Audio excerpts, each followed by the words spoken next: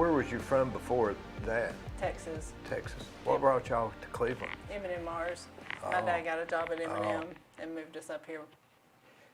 Yeah. So, with so you're part of the Promise Keepers, Family Promise Keepers. Was it under another name prior to that? No, we've always been Family Promise of Bradley County. Is that national or just? It is part of a national organization. I don't remember hearing about it until about '07. I guess did it ramp up or do something different? We started, the founding board members wanted to make a difference in the community, and so back in 2009, 2010, they started meeting and looking at different options that they could do, and they found Family Promise and just So that's why worked. I started hearing about it. Yeah. They worked real hard to, because we developed a network, got all the paperwork done for the IRS, we worked a lot with churches, so they made a lot of those connections to the churches here in town, and got us started. So, and we opened in 2011. We opened to families in September of 2011. What was, or Family Promise is not as big as United Way, right? No. Did y'all have like a budget every year? We, my local budget this year, we are up to about $250,000. So we have two major programs. We work with families that don't have any shelter that need immediate assistance. We provide shelter for them and then do case management to get them with the ultimate goal to get them back into a home as soon as possible. And then about 4 years ago, working with these families, we would realize that they would get back into the home, but then something would happen, like a car would break down or a child would get sick and they would miss work. And so we started a rent and mortgage assistance program. And then during COVID, that thing blew up. I bet. So we brought in over $80,000 in the community just for rent and mortgage assistance. Because the most cost-effective way, and now with the housing market, the best way to combat homelessness is to keep families in their home in the first place. It's the most cost-effective way, just to get them over whatever issue they've got going on, whether that's, an emergency that came up or job needs to, new employment needs to be found or whatever. There's a lot of organizations that we have no idea of that are national, like Family Promise. Who would have ever even heard of that around here then? Is there other organizations like that, or how do you find them? I don't know. I recently got a call. I'm trying to find organizations in Athens right now. We get a lot of different calls for people needing help, and so I've got a lady that's in Athens that is just out on her own. So it's just a lot of searching and by word of mouth, trying to find, who's gotten help from what organizations out there. But $250,000 doesn't go very far, does it? No, not at all. We're a small-scale organization. We work with our shelter program. We work with up to 2 families at a time, especially right now. What we do now is instead of providing shelter in the church, which is the model we've used before, since COVID hit, we moved families into a hotel room. And so we're actually spending the money to keep them in the hotel room. We just now started getting back into the church. COVID changed everything for a lot of people, and our whole model was based on using church spaces when church people weren't there. And so when COVID hit and all the churches closed, we immediately had to rethink and pivot and figure out a new place for our families to go. So we partnered with a local hotel. It's not the best in the world, but it's clean, it's good management, he takes care of our people. So that's the way we've been working in the past 2 to 3 years. And now we're just now taking steps to get back into the church. Actually, you had the bad economy hit. Yes. And then COVID. Yes. So that was 2 things, like you haven't had a break. Right. Yeah, I kind of feel that way sometimes. It's been, we've been really fortunate over the past couple of years with COVID. We have some great supporters. I reached out to all of our donor base at the very beginning and said, listen, we're going to have to move our families to a hotel. This is an added cost. Can you help me cover this? And had a really successful letter campaign and raised all the money that it took for us to spend in 2020. And then in 2021, we were granted some federal funding dollars that help us to pay that. So right now we're taken care of, but in the future, it's going to be a challenge. What will be next? What we would like to see as far as Family Promise is concerned, we would like to purchase a property where we could house our families. Like I said before, we would go to the churches and we would provide these volunteer opportunities inside the church. So what we're wanting to do is get a centralized location to where people can come to us. We can provide shelter for the families as well as having volunteer activities. That's really what made Family Promise so different from like the emergency shelter, is that we were putting families in a church with volunteers that, just wanted to be there and love on the families and take care of them. So it was a really positive interaction. And by removing that with the pandemic, that hurt us pretty bad. So, we want to provide these opportunities and be able to bridge these gaps and build these relationships, because that's what's so important in our community. Let's raise everybody up. So that's what we're looking at now. Boy, it's so difficult for somebody to get help when the first thing they need is somewhere to stay. Mm-hmm. What do you do the next day? Right. It's all they think about. If you don't have shelter and you don't have food, that's all you think about all the time. It's really hard to overcome things like addictions and mental health issues when, you're so focused on where am I going to sleep tonight, or where are my children going to sleep tonight. So, by us stepping in and providing that shelter, it kind of gives them a break to where they can shift and focus on other things. I was watching a interview or a documentary about somebody that was homeless, and she said, I would find a job, but I spend all day long looking for somewhere to stay and something to eat. I don't have time to look for a job. So you don't think about that, but that would take you all day long. Mm-hmm. Mm-hmm. Yeah, our families tend to hide a lot because there are children involved. They're always afraid that like DCS is going to come in and take the children away. But then you're looking at, almost wearing your friends and family out if you're staying on their couch or in their basement all the time. Well, and what starts this? What starts this problem of not having anywhere to live? That's a really complicated problem. I've been working through the United Way with the Housing Coalition for 8 years now, and I've seen it kind of grow and change a little bit. Like our need right now, and we've kind of seen this come in the past couple of years, is that there's just no affordable housing stock available. So, a lot of the apartments that are going up are going to be like, there's 200 units of luxury apartments going up on Vista Drive. 900 a month, 1,000? Right. And that's just not what our families can afford. If you're making $725 or even $850 out there, you can't afford more than $650 a month. Is that what they're making, about $8 an hour? Where are they working? Fast food or? A lot of all over. So I've got, here in the recent past, I've had 3 families that work in caregiving type situations. They're not a CNA. One lady comes in and she just does whatever the person can't do, clean their house, make them a meal, that kind of thing. So a lot of it is a service type position to where, you're only making maybe $850. We just recently got a family member, or a family moved from our shelter program and into a home, and it took her forever because we just couldn't find anything that was affordable. Luckily, she was able to increase her, not just increase her hours at work, but she also received a raise while she was with us. So, that expanded her budget a little bit, but on the same side, she has to report all that back to any other social service agencies that she gets.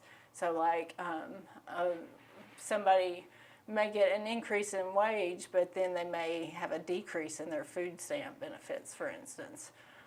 So it's just kind of, it's really, there's a lot of layers. It'd force you to lie, wouldn't it?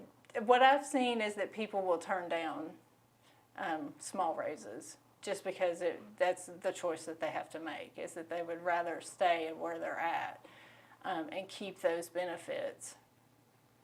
So, it's a dilemma, isn't it? yeah, that's not, they want to do better. We all want to do better and be better, but if you put them in a tough situation, they're going to do what's right for their families. And really, I think all of that started about 2009, don't you? With the bad economy, some places going out of business, and then it's just kept going to where now there's not even any. You see, I see signs. People say, "Well, I see signs, help wanted." I don't remember seeing many signs that say help wanted, except at fast food restaurants. Right. It is tough. A lot of the, you hear that there's a lot of jobs available now, and there are, but there are a lot of service industry jobs that just don't pay quite as much. If you're a waitress at a restaurant, you're making what, $2.13 an hour plus tips. You really get dependent on those tips to try to boost that income. Yeah, and then the credit cards, if they tip their credit card, then that makes it worse, I guess, doesn't it? Yeah, that adds a layer to it for sure. Yeah. So, what would be affordable housing? I mean, at $8 an hour, that's how much a week? That's I would have to get a calculator. What I $320 a week? Yeah. Less taxes? Right. So they're bringing home what, $250, yeah. So, that's $1,000 a month that they have to live on. Yeah.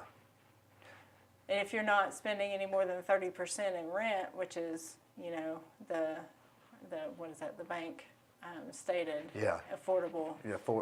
It used to be 1/4, I remember. Right. Now they're saying 1/3. Now it's 1/3. So if you're two family income, then you could make $1,000 a month take home. Right. And so your rent would be $300. Where are you going to rent for $300 a month? That's livable, absolutely. We in the past we felt like our families could stretch and do $600 if they could get in and do $600, pay $600 plus a month. electric bill. Plus electric bill. Which is what? Right. Would you say? Oh man, that runs anywhere between what, $60 to $100 a month. I'm going to say maybe more like 150 on the average when you factor in winter and summer. Oh yeah, true. But by your calculation, 600 was affordable housing. That's what our families were making work. They were making it work. Not necessarily affordable. This family that we just worked with, Jennifer, we held on to her for a long time. She applied at a lot of different places, but she finally got into subsidized housing, which she's going to be paying. I think it's $545 a month. That's with subsidy. That's with subsidy. Yeah. We think of subsidy as being free, but it's not, is it? No, not at all. And, for the most part, we as a community, we're not asking for free. When we work with our landlords, I'm not asking for a landlord to put themselves out to keep a family in a home. Everybody needs to get paid, but it has to make sense too, It's got to be fair and equitable, and if you're just not making the money, if you're making, $1,000 a month, then it just doesn't add up. I don't know what the answer is, do you? No, I think it's community-wide. There are places out there that have figured it out. I read an article, Houston, over the past couple of years, their leadership really wanted to make a difference, and so they focused on what's called chronically homeless. These are people that you would typically think of in homelessness. They're on the street. They've been on the street for a long time. They've got a lot of different issues kind of layered on top. They moved 25,000 chronically homeless people from the street and into housing. Now, they did that, and there's more challenges to come along. I'm not going to say it's easy, but I think the work is worth doing. I think it's that important. I think everybody in our community, in the Cleveland community, deserves a home. And, we just, working with the Housing Coalition, one of the things that we do every year is called a point-in-time count. This is mandated by HUD on down, and it does a couple of things. It just takes a snapshot picture of the homeless population at this one particular time. And then it also has to do with funding, how funding gets allocated to different areas. So every year at the end of January, we do this point-in-time count. That's one thing that we have taken on, and we've made sure that we canvass the area. We actually have volunteers and outreach workers that go out and canvass known camping sites. We try to interview people just to make their voice heard, to account for them, so that we know what the issue is and what we're looking at. From 2020 to 2021, what we saw was a 114% increase in our homeless population. Now that's street homeless, so they're either on the street or they're staying in a shelter. That does not count those families that, like I mentioned before, they're staying with friends, family. It does not count the people that are paying for hotels, staying in a hotel and using that as shelter. But it gives us a picture, and what we see right now is that number is going up. So, we work really hard to educate the community. We spoke at the Kiwanis Club last week. Myself, Shauna Stott from the United Way, and Corinne Freeman from the Caring Place, and just to begin to advocate for what we're seeing and see if we can get our message that, we need some housing. That's the bottom line, is there needs to be some housing available. Now, if you were to build a apartment complex and be minimum expenses so that you could rent them inexpensive, me as a builder, they've got so many requirements on what I can build that you wouldn't believe. I mean, fire regulations, impervious surface, drainage on the yard. It goes on and on and on. A building permit's $2,500.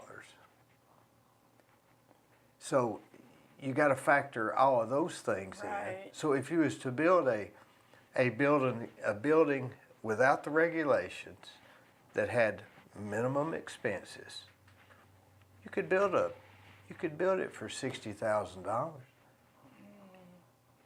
But a water tap's $1,100, Right. sewer tap's $1,100.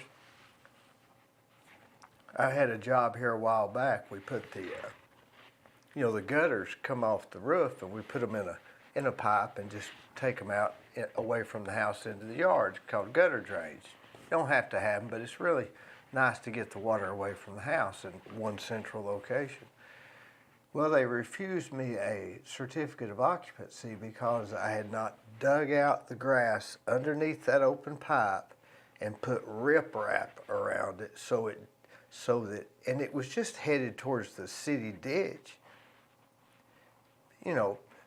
I guess I've got $500 in that little pipe that I just didn't even need to pipe out. Wow. So that's one example of 50 reasons why we can't have affordable housing. Right. So if you wanted to have affordable housing, let me build affordable housing Right. without the regulations. Right. Isn't that a simpler solution? That's really interesting that you say that, because we are looking at different ways that we can encourage builders to, whether that's tax breaks or... Just go down to the city and say, hey, for a while here, let's let them build stuff that's just safe Right. and not get over the top. Right. We certainly need it. I mean, nobody can express to you how complicated it is now and how expensive it is if you're not in the business I'm in. So I could solve affordable housing very quickly. And it would be through regulations, just reducing them. It's regulations that people don't even know there are on them. Right, right. Oh goodness. Well, that would be awesome and worth a conversation for sure. Yeah, and any builder will tell you that, not just me. Mm-hmm. Now, sending them to motels, to me, that's a really good answer also. Because you got a bed, kitchen and microwave, and you got somewhere to stay for, I don't know, $150 a week, $200. How much do those cost? The motel that we use is a little bit nicer than your average. It is about average, I would say. It's $320 a week for me to use it. He cuts me a little break, and then I get a tax discount. So, if the problem with motels is if the family has somebody paying for it, it's great. It serves as shelter. You can cook your food. You have a place to use the bathroom, take a shower. Mm-hmm. You can take care of basic stuff. Families, however, that pay for the hotel on their own, they get caught in this cycle to where it's affordable enough to where they can pay week by week, or maybe they can pay a couple of weeks in advance. But then it's too expensive to where they can't save up any money, so they can't save for like a rent deposit and first month's rent. They put all of their money into that hotel, so it just becomes a vicious cycle. But if you're in a desperate situation and you've got the cash flow for it, it certainly does solve the problem in a quick fix. Until they go up $25 a week. Right. But there's a lot of hotels around that could be used for that if you could get them down to $200 a week. Mm-hmm. Yeah. And then maybe the thing is to have where's your office at? We are located right behind Wesley Memorial. I'm in a small. At my office, it's just an office. We don't shelter people there. Yeah. So it's just a small brick ranch house behind Wesley. Oh yeah, I know where that's at, off Peerless. Mm-hmm. Mm-hmm. Yeah, you got parking in the back and you're walking the stairs.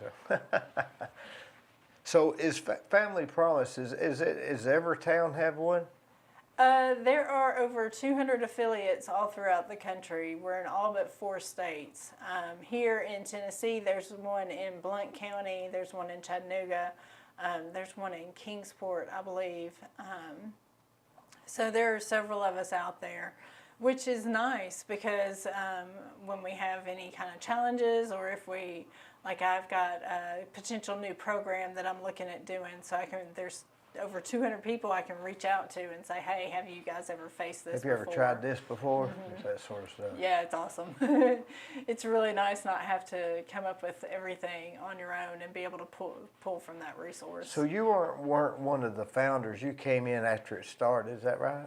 Correct. I was recruited by one of the founding board members as a volunteer. I became the volunteer coordinator for my church and just served, set it up to where when families came into the church, I had all the volunteers lined up. We had everything taken care of. And then just as needs changed at the office, I was a stay-at-home mom at the time, and I just kind of filled needs. And then eventually, about 4 years later, the executive director position, they made me official as executive director. Have you always been in a charitable mindset? I have always had a heart for people that are homeless. I can remember being on my honeymoon, actually, and this guy holding up a sign that was like, I'm not going to lie, all I want is a beer. And so we went in and bought him a beer and took him back out, if that's what he wanted, and he was on the street, and he was being honest. We kind of felt like his honesty needed to pay off. But it really, I don't feel like, I feel like everybody deserves a home. Everybody needs that chance. There are very few people out there that choose to be homeless, that want to live that lifestyle. Now, there's a lot of challenges that go into it, the mental health, addictions. That's a whole different thing, isn't it? It is. It's just you got to separate that from your mind when trying to figure out how to solve them. Right. I got up the other morning 2:30, and I could not go back to sleep. Oh, goodness. Couldn't. It was 3:30. And one thing that puts me to sleep are those little yellow Twinkies. You know, those 2 in a pack. I can eat them and just pass out. So I drove down to Paul Huff at the convenience store, and I got a pack of those. Oh, my. And you would not believe the people wandering around there at 3 o'clock in the morning. Oh, wow. There was no less than 25 people. Oh, my. And I would have not believed it if I hadn't have seen it. Wow. And one guy was running around the Taco Bell with his shirt off, going like this. Oh, wow. And he was a mental problem. Right. And I went I thought, well, this guy's going to come down here, you know, from off the hill. So I said to the clerk, I said, I think we're getting ready to have company. And he said, oh, that guy's here every night. And it was just common. Wow. And I said, where do they come from? He said, across the street. And I looked across the street, and it looked like that. Remember the Michael Jackson video? What was the name of that video? You know, yeah, Beat It. You remember all those werewolves coming out down the city? That's what it looked like. I mean, not that many, but there was 15 of them. Yeah, there are a couple of tent cities over off of Paul Huff that we're aware of. Where is it? All behind the Asian restaurant or Harry's convenience store? There used to be one. I think most of those people have been moved off. Now there is a collection of people on Atkinson Drive back behind the Church of the Harvest area.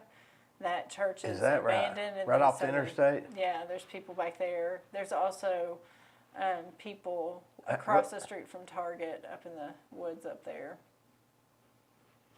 Golly, what can we do? Where do they come from? They were not here 5 years ago, to my knowledge. Is it something new?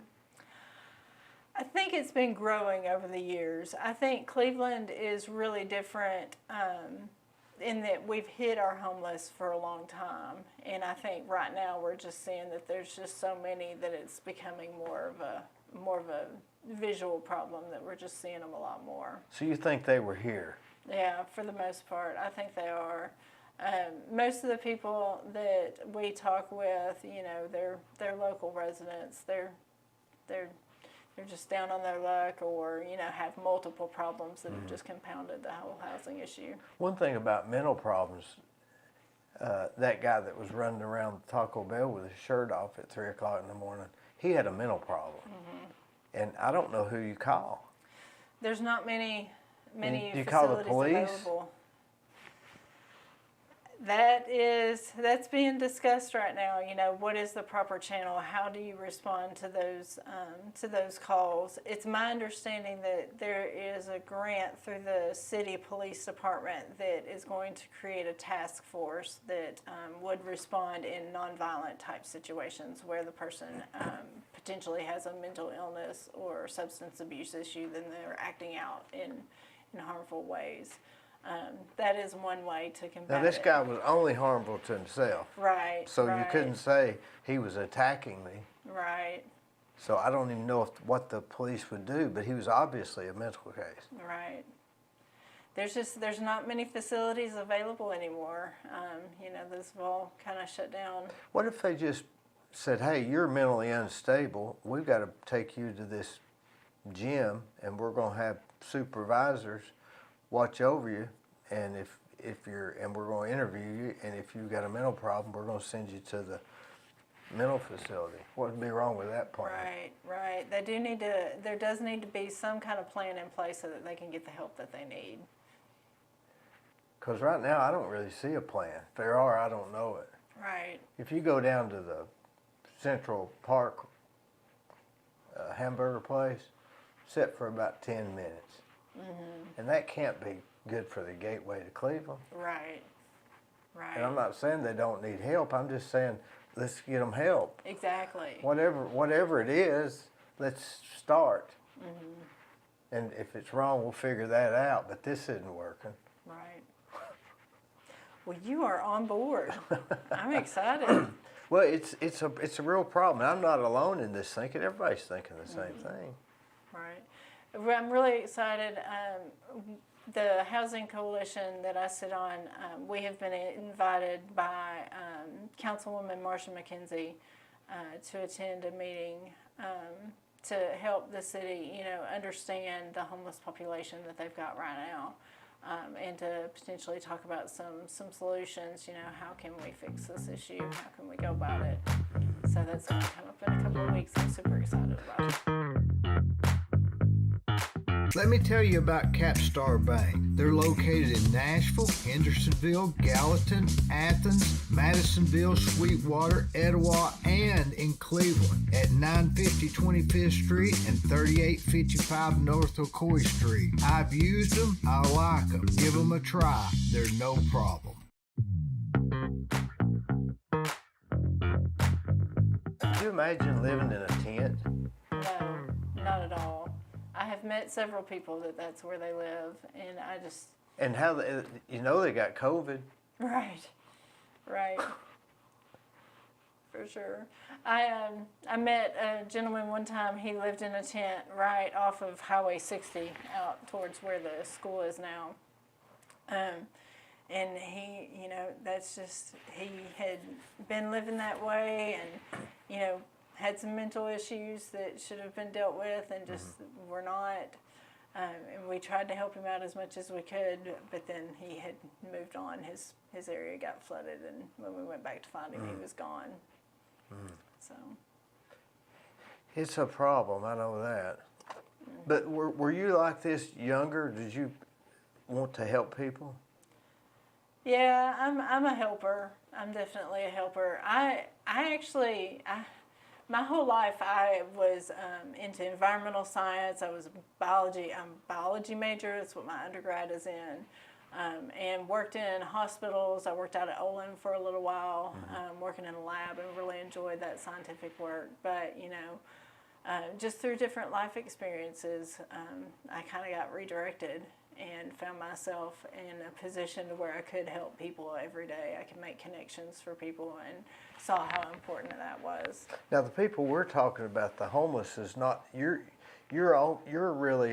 more helping the people that are in trouble, need help, and seek help, and so it's almost a different group than the homeless.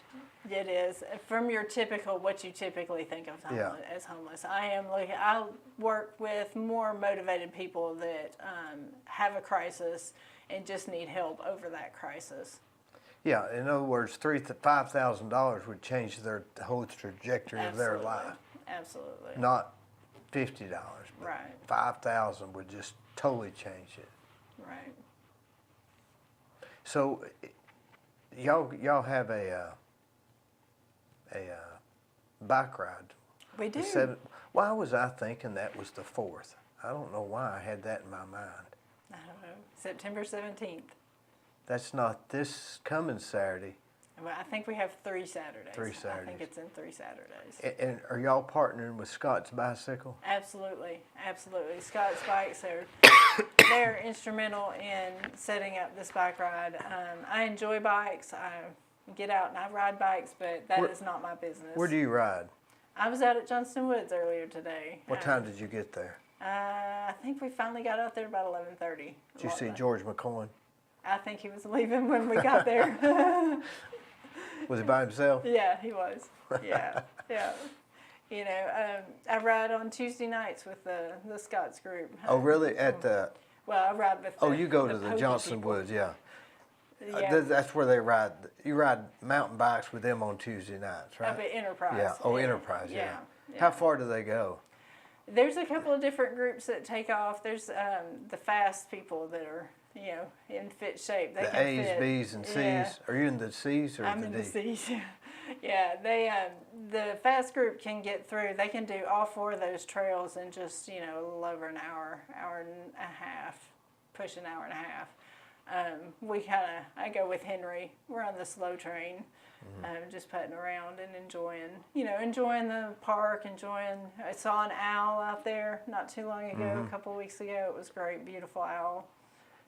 I used to ride with them on Thursday nights, every Thursday night on the road bikes, and they'd have the A, B, C groups and the D's, and the A groups, they are superhuman people. I mean, they're superhuman. Is that the way the mountain bikes are? They're superhuman. Yes. It's almost like you got to just see it to believe it. It is. They take off, we wait because it's the freight train moving through. They get going pretty fast. But I never enjoyed mountain bike riding for some reason. It's too much thinking. You got to watch out for roots and tree limbs, and on the road, to me, it's less thinking. You're just riding and paying attention to traffic. Mm-hmm. It's the most addictive thing I've ever done. Mm-hmm. For sure. Yeah, I enjoy that it engages my mind and my body, and I've got a goal in mind. I'm going to go this far. I'm going to do these trails. Have you ever monitored how you feel before you leave and how you feel when you get back? It's like if they could put that into a pill. I don't know what it is that makes it so extraordinarily different. I've got a theory that it somehow or another gets your blood flowing through your system, and it helps to filter something, but there's something magical about it that I cannot put my finger on. Absolutely. I'm with you on that 100%. Now where does it leave out on the 17th? We are starting and stopping at the Black Fox Elementary School. Uh-huh. So our 100K riders are going to be starting out. Which is 64 miles, right? 64 miles. And you talk about superhuman, man. Those people, they get out there and they get to it. They'll be back in no time flat. They'll be back in 5 hours. I know. Like it amazes me. But they'll leave out at about 8 o'clock in the morning, and they'll be gone. They're going to dip down into Georgia a couple of times. It's going to be a beautiful ride for them. All 3 courses are pretty. Yeah, going down through Cohutta. We'll have the Bradley County Sheriff's Department. We've got some volunteers coming through. They always serve with us and help us out, and they ride with our cyclists on the ride, so I know that everybody's safe. I rode the 3-state, 3-mountain ride 4 years in a row in Georgia and Chattanooga. Oh, wow, yeah. 3 states, 3 mountains. And we got to the last sag, which is what do they call it? Support and gear stop. Yeah, you get something to eat and something to fill up your water bottle. Mm-hmm. And I got to the last one, and I thought, I'm going to do pretty good this time, at least finish middle of the pack. And so I headed out, and the people I was with, I thought I'll get, a minute ahead of them, because that's a big deal. Mm-hmm. And there was they paint the roads with the arrows, and evidently they had a ride the week before. Oh, no. And I rode 8 miles. Oh, no. Because at the last sag, there was like 12 miles. And I went straight, following the arrows, and I was supposed to go down the hill, and I went 8 more miles. So I rode 72 miles. Oh, wow. And boy, that was really bad because there was nobody. I thought if I'd have just waited on them, we'd all gone to the same place. Right. So do you have paint, or y'all going to be painting the roads? We have these stickers. They are biodegradable, so we stick them down the day before. They're color-coded. We give our cyclists a wristband, so they follow the color that they're riding through. But that is That's my worst nightmare, is to have somebody get lost on the route. So this year I'm gonna be putting my phone number down on everybody's wristbands, just in case, to add a level of protection that if somebody does happen to make a wrong turn, we can find them. So how many have signed up?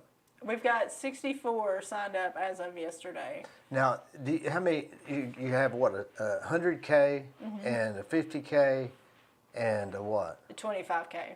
So the 25s, that's how many miles? That's about 13 to 14 miles. And there'll be a lot of people ride that. I mean, they'll be riding everything from tricycles to, so you don't have to have an expensive bike. Not at all. In that 25K route, there'll be, somebody might be on a skateboard. I mean, it's literally that.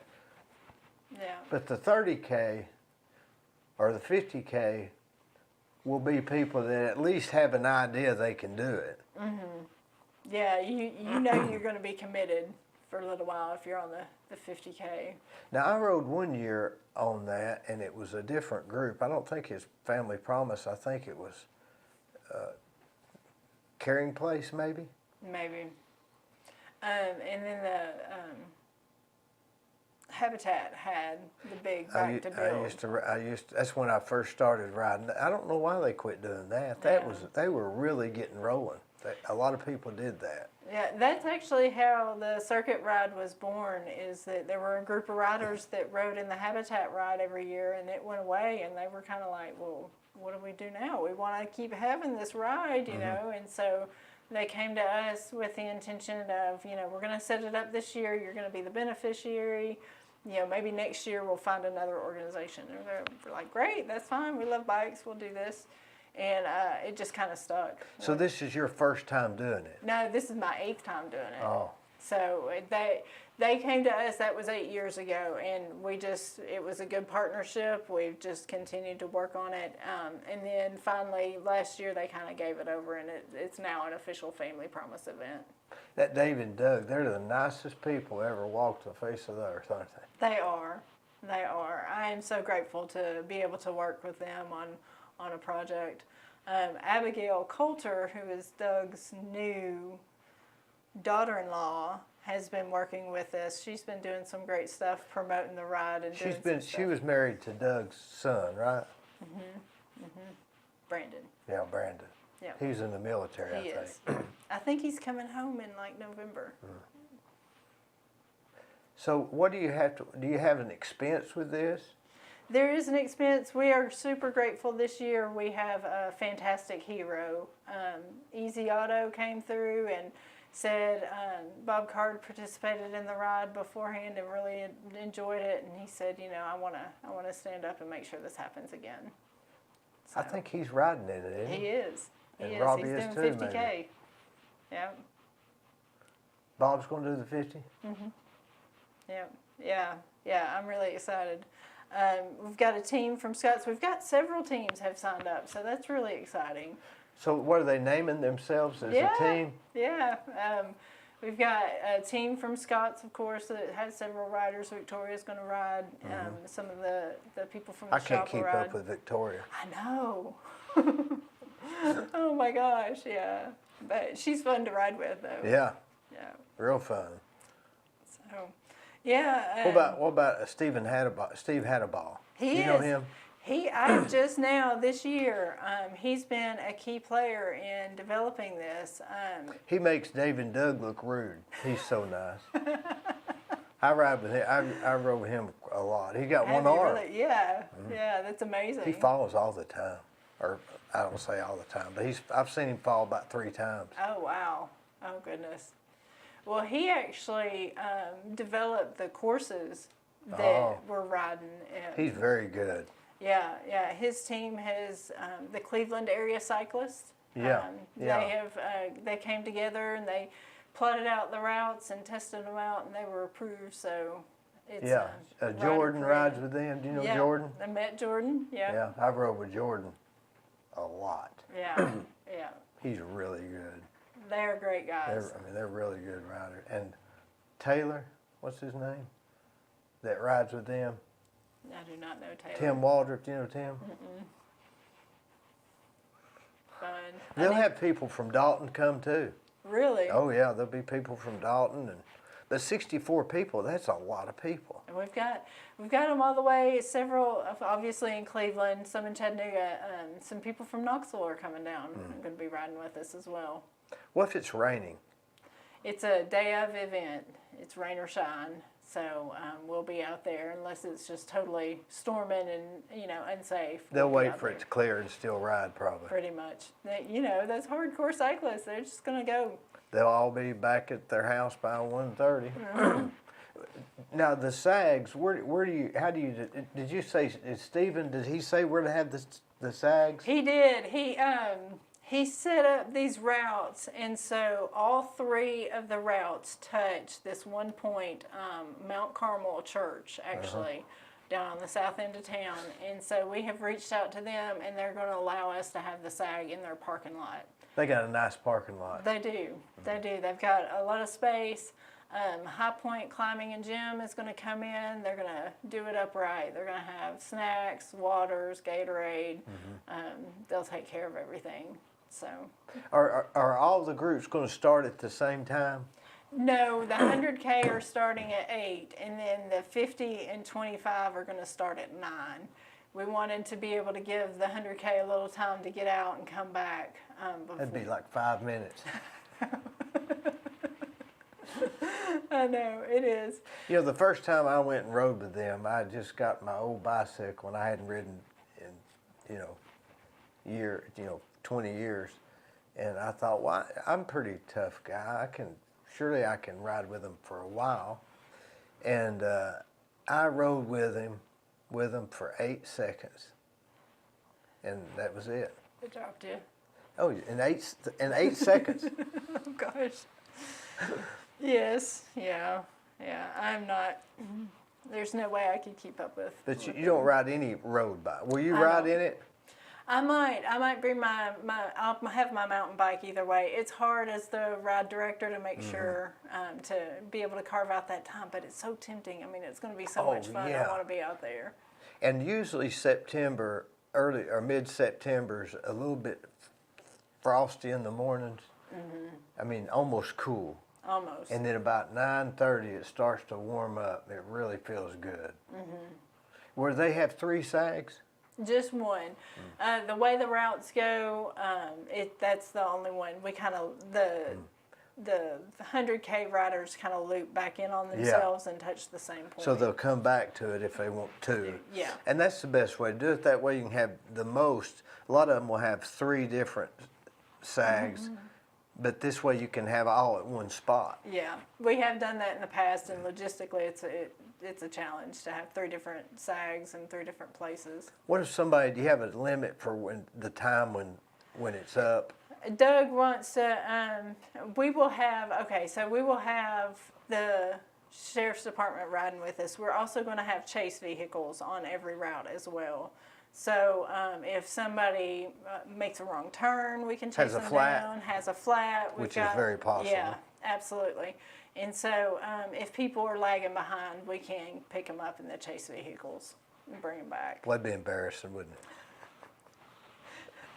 It's needed, though. There have been a couple of times when the ride has lasted a lot longer than it should have because we had people doing distances that they weren't quite qualified for. Yeah, the best thing to do is get off and let the air out of your tire and say, I had a flat tire. There you go. That's right. What else do you do? What other hobbies do you have? I'm a little crafty. I like different things. I love to paint. I'm not very good at it, but I love to do it. What kind of paint? Just acrylic paint. I love to paint on canvas. The thick paint, like a... Not the oil, no, just the acrylic, the looser paint. Not like Bob Ross? Was it Bob Ross? No, not like Bob Ross. But is that his name? That is his name. He's really good, isn't he? He is really good. He is really good. But you don't do those? No. I've got 2 grown boys. I'm excited. My youngest is a sophomore at Lee and is doing well. Mine's a sophomore at Lee. Really? Yeah. Really? No, I think he's in the 11th grade. Is that sophomore? The junior. Junior. Junior. Yeah, junior. Yeah, he's a junior. So. What's he studying to be? English and history double major. So we'll see. He's interested in lots of things. He loves World War II specific, but most Wonder military why. things. I don't know. He's always been that way. That's prior to MASH or the Korean, or so that World War II. Wonder what made him interested in that. I have no idea. He has always been interested. We had a birthday party one year, went down to the Army surplus store, and that was the best birthday party he had. It made him happy. Isn't it so good to be interested in something like that? Yeah. I mean, just think about how important it is for him to be interested in something, really interested right now. Right. I mean, that saves so much time later. Right. It is. It is. It's really important. I'm very proud of him that he's reached out and read some of the books that I would not have even thought Maybe about political science is what he's, He may end up. because why did we have the war and why did we get out of it, that sort of stuff. I always told him when he was a kid that he should be a lawyer, that he argued all the time. So maybe. Oh. That's what I'd have been, a lawyer, if I could have stayed in school. Oh. But did I see where you were a hula hoops? No. Who was that? I'm not sure. I have been out at the bus bar. We have. I have taken a couple of videos of girls out there hula hooping. I had this. So that wasn't you. That is not me. I do not have hula hoop skills. I wish I did. Do you live close to the bus bar? No, I don't. We live on the opposite. I live on the north end of Bradley County, so it's. That's where I live. What sort of area? Out off No Pone. In that Towards area. the end? Yeah, yeah. It's real nice. My parents have a plot of land out there, and we just happened to find a house that was pretty close to them, so it worked out. How long does it take you to get into, to here? About 20 minutes. Is that right? I remember when it used to take 10, but now you got to come through Georgetown. That's going to be a nice road, isn't it? When it's done. I keep reminding myself that every time I get stopped in. I didn't realize it was going to be, the road was going to be so high. I didn't either. I mean, it's just, but it'll be nice. Yeah. That'll be the next, that's where the progress of Cleveland's going to be, right there in the next 5 years or 2 years. I agree. There's a lot of people coming in from there. I agree. There's a lot of opportunity on that road. Do you, No Pond, do you come all the way down to and merge into Van Davis, or do you get off on Moore Road and hit Eureka when you come No, in? I go all the way down to where it hits Van Davis to Highway 60. Because that's a little, they had a lot of wrecks there. Yes. Yes, that's a challenging intersection. It's not easier just to go on Moore Road? We could go on more. It's just it's a little bit slower. Oh, really? A lot of smaller roads. You know how No Pond got its name? No. That was part of what they called the the Hopewell Indians. There was I guess a tribe they called the Hopewell Indians, and they Pone was means bread, and it was no bread. Oh. So it's No Pone Road. Huh. That's funny. That's how it got its name. That's interesting. I did not know that. Yeah, the Hopewell Indians were a big civil or town or whatever you want to call it, bigger than here at one time. Wow. Yeah, Wow. the Hopewell Indians. When you go grocery shopping, do you have to come back into Cleveland, or is it, I guess, there at the Fresh and Low? Yeah, we'll stop there. I'm coming home from work. Lots of stops at the Fresh and Low. That one's convenient. But yeah, we have to. That's the Saturday morning chore. Is to go into the grocery store, getting everything we need. Because it really is, I mean, it's far enough. We're far enough out to where I call the house. Do we need anything? What do we need? Home?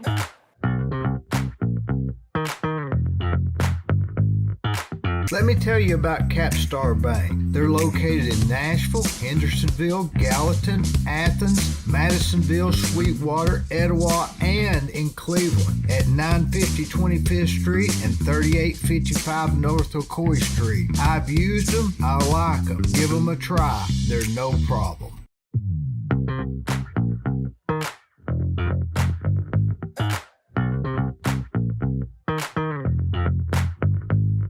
Hello, I'm Dee Burris, and most of you know me as a general contractor. In October of 2020, I started a podcast that I call The Discussion with Dee Burris. Each week, I have conversations with interesting, informative, and fascinating people from Cleveland and Bradley County and the surrounding areas. You can watch the discussion at deeburris.com on YouTube and Facebook, where we would ask you to please subscribe, it's free, for updates and notifications of new shows. It's no problem.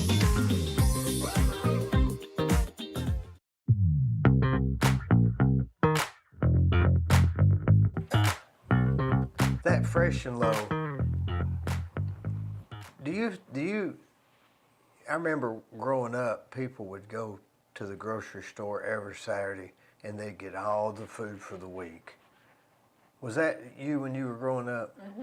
I mean, it was a ritual. Right. Then you washed the car, changed the oil, and you didn't go back to the store during the week. Right. That was, I mean, you didn't even stop to get milk and bread. Right. And then later, when they had the convenience stores, then you said, well, maybe I should stop and get some milk and bread. And that's what caused people to now, you won't even spend 30 minutes in the store because you're going to be back in a few days. Right. I wonder how much time it would save us if we went on Saturdays, got everything for the week, and did not go back. Would it save time during the week? I mean, we say we don't have time. Maybe we spend more time pulling in the parking lot. Right. But people don't even eat out like they used to. I mean, people don't eat at home like they used to. Mm-hmm. That's true. Do you think being on a routine is helpful for people? I think so. I think it's really important. I know it has been for me in the past. I think that you can about do anything you want to if you're on a routine. I think your body will get used to it. Mm-hmm. Yeah, absolutely. Knowing what to expect, when to expect. Yeah, it seems like your system will get used to about whatever if you'll just be regular. Mm-hmm. So do you go every Tuesday night and ride with them? I try to. Is that part of the routine? It is for me. It's I'm sure you experience it. It's just one way to relieve stress and blow off some steam throughout the week. But there's never a time. See, I ride Tuesdays and Thursdays and Saturday afternoon. And I have to start out on Tuesday morning really not letting anything get in my way. And around 4 o'clock, somebody will call and want something that just tears me up. And then I think, well, I'm going to try not to. Maybe I shouldn't ride, and then I'll ride, and then I come back and say, well, that wasn't a problem. Right. I'll do this. Right. It does. It helps so much. It clears my mind and gives me the ability to focus and think about things. And I get hungry, and I'm hungry for this or that. I'm not just eating because I'm eating. You ever notice that? When you get back, you think, I want a egg sandwich. Or your body's craving something, and if you're not riding, you're just eating because it's 6 o'clock. Right. Yeah. I usually crave tacos. It's usually tacos for me. You cook them at home? We've gotten my favorite's Misfits. Oh my gosh, we get Misfits at least once a week. But we've gotten now to where we can. It's not as good, but we can almost create them at home. So. I went in there, I'd heard everybody talking about how good it was, so I went in there, and boy, it is good. It's different, isn't it? I don't know what it is about it, but it's just, and if you order their the specific names, they've figured that out. What taste goes with what. Yeah, that's some skill. I'm not a chef. I don't cook. My husband cooks at home. I'm not very good in the kitchen. So I really admire those people that can put taste together like that. Yeah, they can, because it's really a good taste. Mm-hmm. I forget what it was I used to get when I went over there, but you can't eat but about 3 of them. I know. It's about you think, well, give me 5, and you can't eat but 2, maybe 3. Right. Yeah. And you know, I don't even really eat the chips, do you? Because the tacos so much. The tacos a lot, yeah. But see, for you to stop at Misfit Tacos and take them home, you're eating like 40 minutes later. Yeah. Do you like Mexican food, hot stuff? I do. Like Tabasco or? I enjoy jalapenos. So I like to. And just eating them raw? On things, I won't, not like a pickle. Yeah. Although I do know some people that do, but. You like that better than Tabasco? Mm-hmm. Yeah, I'd rather have jalapenos. Yeah, for sure. Boy, those kind that you eat out of the garden, they'll light you up. Good stuff. Did you say, which church did you say you went to? Wesley Memorial. Oh, that was just talking about. Mm-hmm. Mm-hmm. I grew up over on Norman Chapel. Did you really? Yeah, oh, wow. On the top of the hill. Nice. Yeah. That was all a field. Oh, wow. Or behind it was all a field, a dead-end road. Huh. They used to have, that's where people would dump cars. Oh, wow. Mm-hmm. Didn't know that. If you're ever out in the yard and you just kick around the dirt, you may pull up a little piece of a car. Huh. How many go there? I have no idea off the top of my head. They've got a pretty good pretty good congregation there. They've got 2 services, 8:30 and 11 o'clock service. Ramon Torres is the pastor there. He's fantastic. He's a great guy. Now, so what is it, Church of God or? It's Methodist. Methodist. You always been Methodist? Since I've been in Cleveland, when I was back where I'm from in Texas, I grew up as Baptist, but when we moved to Cleveland, we went to First United Methodist Church, and then when I got married, I moved over to Wesley. Where's First United? Where was Just it? down the road. Oh, okay. North Ocoee. Yeah. Well, it's interesting how things happen, but with your environmental stuff, that was trying to save the planet too, wasn't it? Sort of. Oh yeah, I guess I mean, so. in a sense, you're trying to affect the environment in a positive way, and so now you're trying to do it on more of a social thing. Do you think that doing it like with Promise Keepers, that it's more you can see results quicker, and that's what you like it more than environmental stuff? I think for me, it's working with the people and developing those relationships with the families that I work with.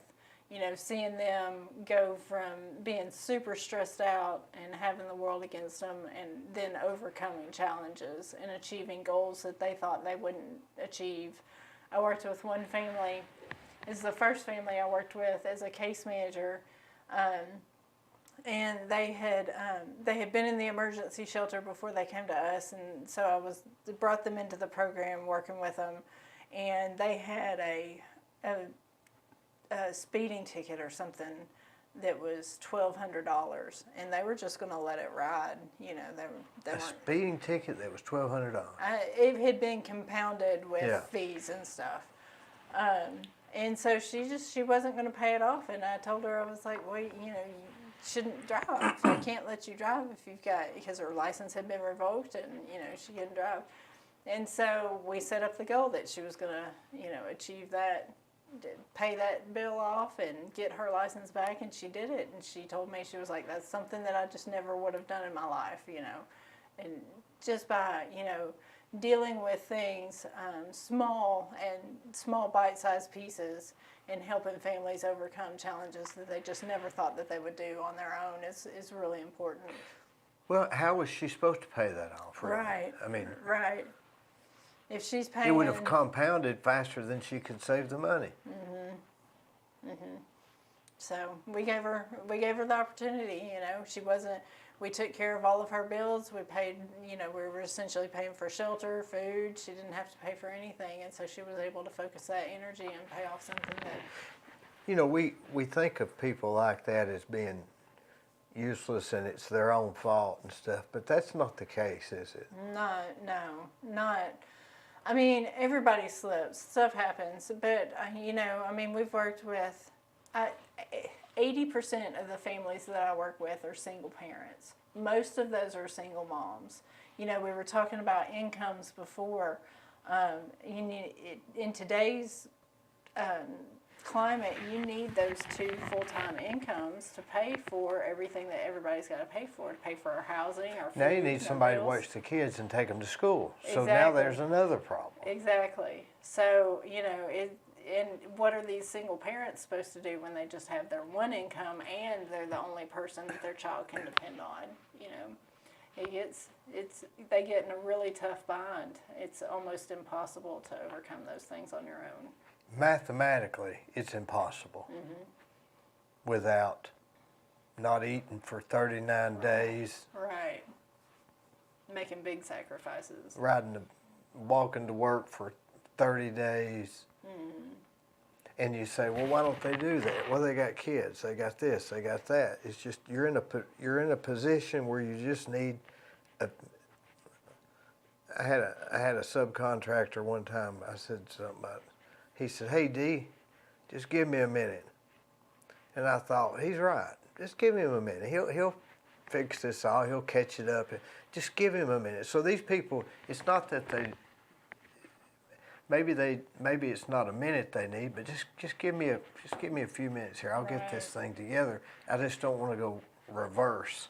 Right. I often wondered if the government could give people, you know, an interest-free loan without qualifying for 1 year or something.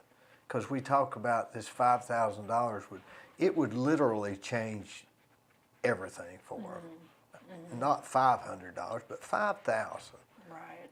And if the government would say, we're going to give, you don't have to apply for the loan because that gets, you know, they don't have good credit, they wouldn't be where they're at. Right. You know, when I rent property, people will say, did you get a credit check? No, because they may not have good credit. And what's that matter of whether or not they're going to pay the rent? Why do I care if they got good credit? I just want to care about the month. Right. You know. Right. But if they could get a loan for interest free for 1 year, it would make a difference. You know, what we saw with the stimulus checks that came out through the pandemic, you know, people were afraid, well, maybe these people will mismanage their money. They'll go out and buy big TVs or whatever. But what we found was people paid for housing. They paid for food. You know, they paid for what they needed to take care of their families. And they stayed housed for an extended period of time because of that. You know, I think that's a good idea. and that may have put things off to where now it's starting to, because now there's less jobs available. You know, these companies have found out that with the pandemic, they found out that they didn't need 15 employees. They can get along with 12. Right. So I don't know what the answer is. Maybe it's a minimum monthly income. You know, that Andrew Chang, that guy that's running for governor, he's got some good points. I mean, I'm not for socialism, but somebody's got to help. Right. Because where does it stop? You know, the needle is moving Whereas people that thought that they were okay, you know, living paycheck to paycheck, but they were okay, are getting into dangerous territory now with the amount that housing is going up, the prices just in general are going up. You know, it's becoming. It's almost like they were about to go off the waterfall, but they were holding their own, and just any second.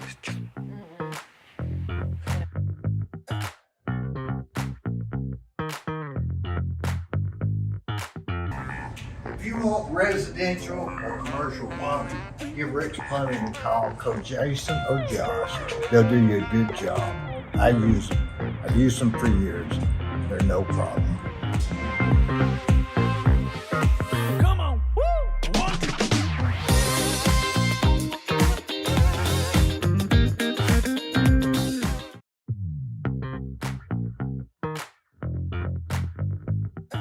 If it weren't for families and parents, we'd probably all be broke. I mean, if you It's the think about truth. it, Absolutely. I mean, it's some things are a minuscule help, but it's better than, you know, if you didn't have it, it'd be a problem.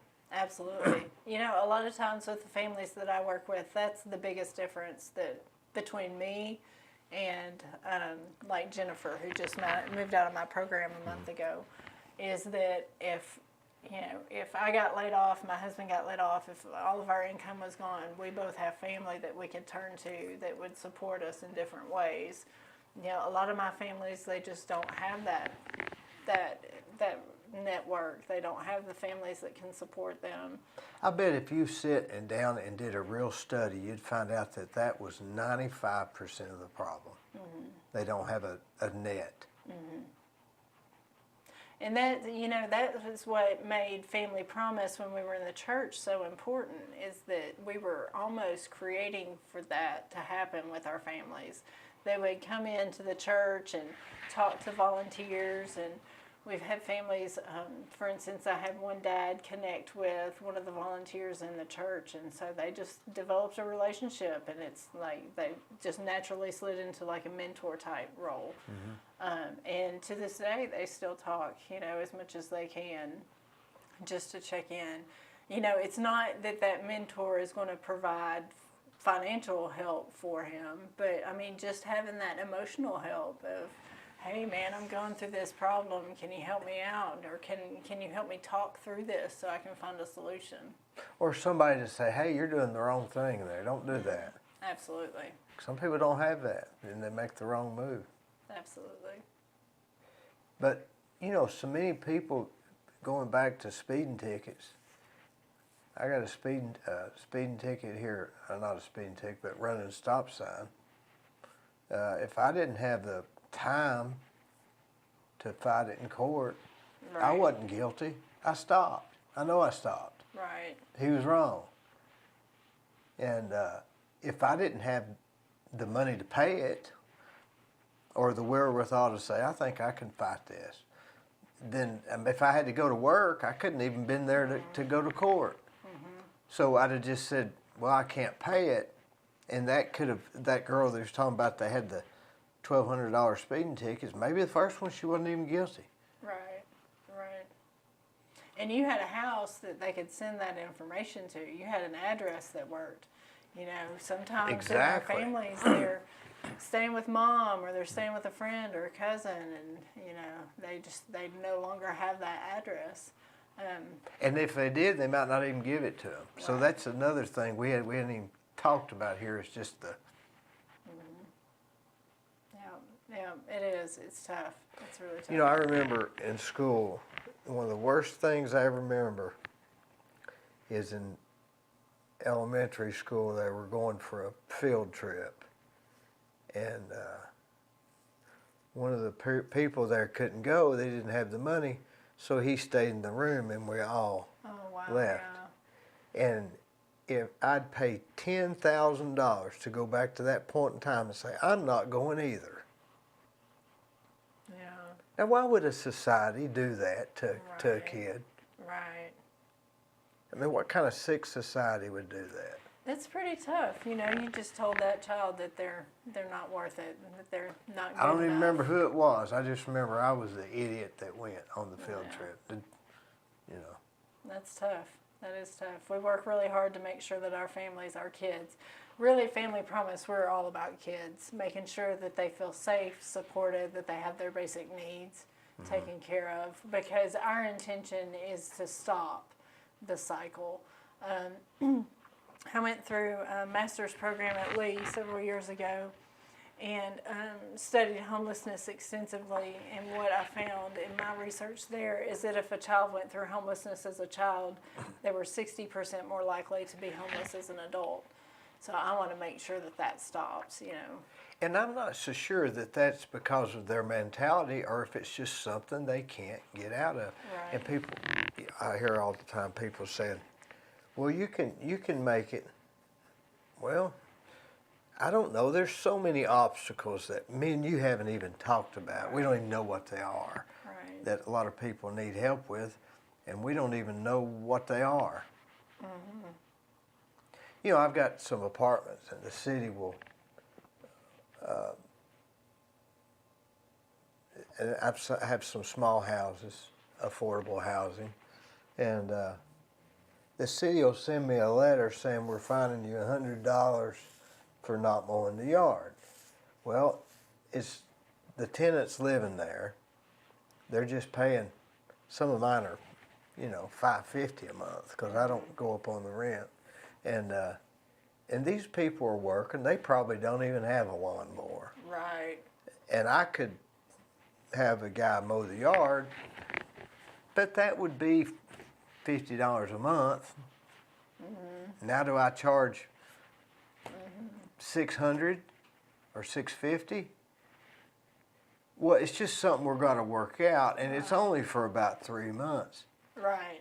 But I've got letters in there now where the city's saying I've got to mow the yard, or it's going to cost me $100. So, Oh, goodness. and so I don't know what the answer is, but I don't think that helps. No. No.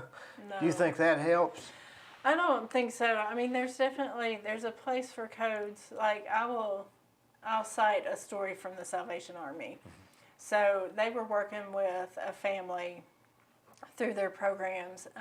The family got into a home because they were desperate. They just needed a roof over their heads, so they agreed to live in this home. Well, there was no floor in the living room. Like literally, the couch was on dirt. There was no floor, and so they had been there for a while. Went back to the landlord. Was like, really, we need to fix this. We need to have a floor in the living room. And the landlord said, I can't afford it. I'll have to go up on rent if I do that. And gave all kinds of reasoning why he couldn't do that. So finally, through the help of the Salvation Army, they were able to get out of that and into a more appropriate, livable situation.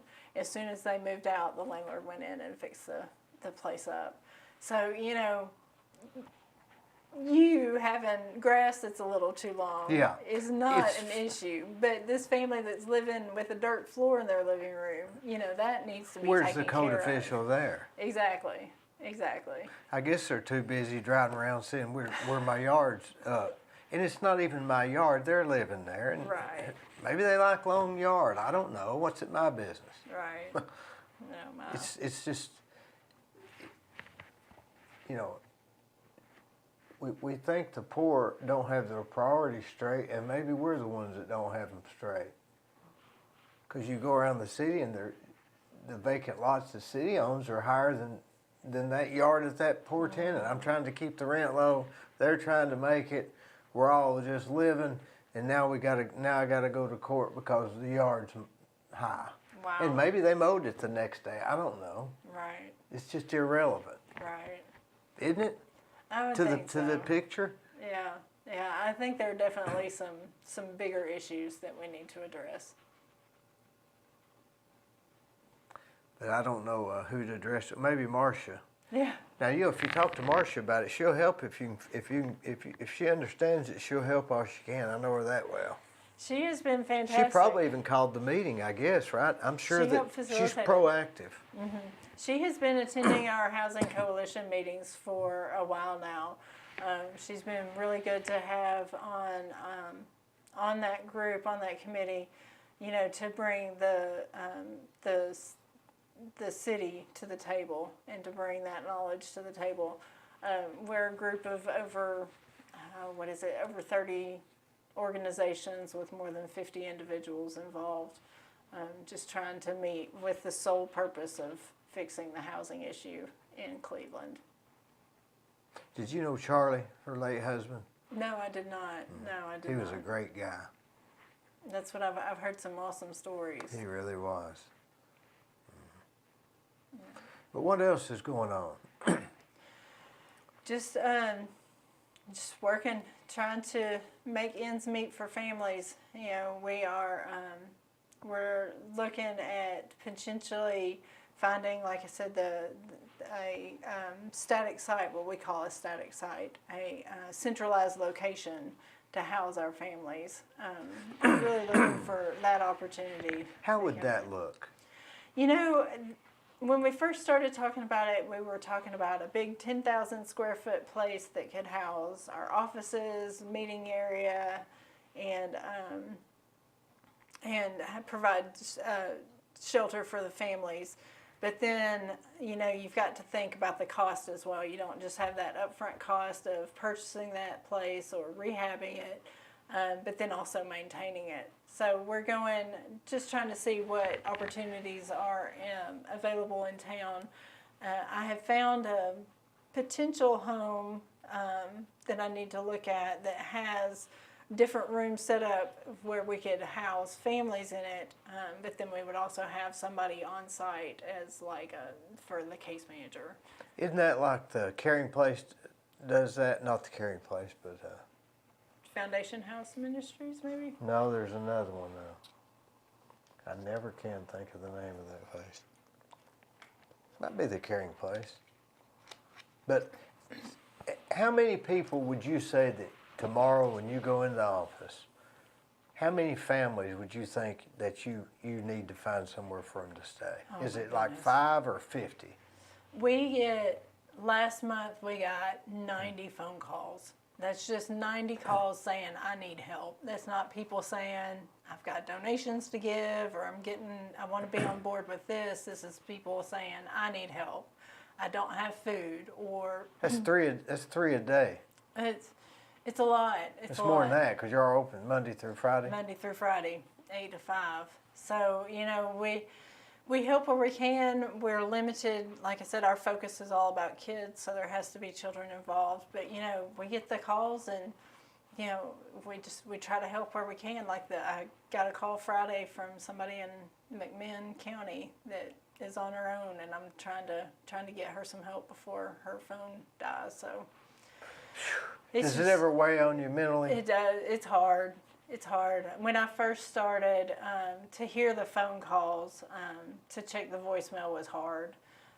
But you just have to remember that for the people that you're helping in that moment, you're helping them through a difficult time, and you are making a difference for that person. So that's where I focus. Did you ever see the movie The Painted House? No. It was a Hallmark movie. No, I've It was not back seen that. during the Depression, and they were I may have some of the, I'm just remembering the basics, but it was during the Depression, and the family went from town to town and was hired as pickers. So the whole family would move, and so when they did, they had to stay literally out in the yard or in the barn with this family and they were going to sign on to help them for the summer or whatever, and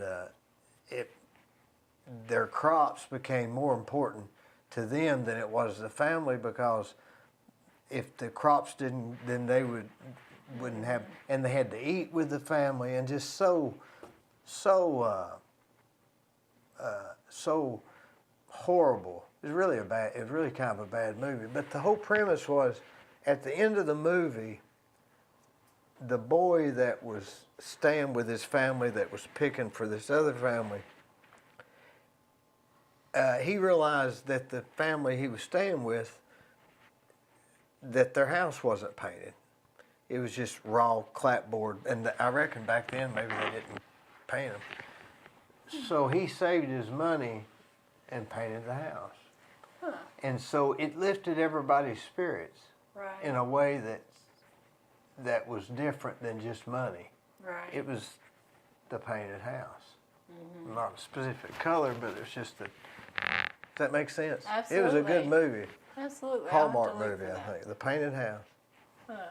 I can see it though, you know, just lift everybody up. Yeah, it was something minor, but it helped. Well, tell me about this ride. Where can they sign up? Because it's important that people sign up and or donate or come and work with the SAGs, right? Absolutely, absolutely. You can go to our website, circuitride.org, and all the information is there. If you want to look at the routes and see the routes that the cyclists will be riding, those routes, there's links on the webpage for them. You can link to the route and then download it to your device. So again, another way that people cannot get lost. I'm Right. hoping to push that and get everybody to download it to their Garmin. So we've got plenty of information about who put, who's been helping Bike Walk Cleveland. I don't know if you're familiar with them or Regina. She's been helping with this as well. You know, we've just gotten a lot of people on board. We've got a lot of sponsors on board. Just really want to celebrate them the day of. We've got some exciting things that we're going to be doing for the sponsors, so we're excited. I'd like for you to come back in about a year and let's talk about the progress that's happening, because you've got a real problem that you're trying to solve, and we need to help you if we can. Absolutely. I would like to talk to you about housing a lot before then, but I think you've got some great ideas, something that I think we should bring People to the like city. you is what made America great. Oh, well, thank you, sir. Thank you so much for having me today.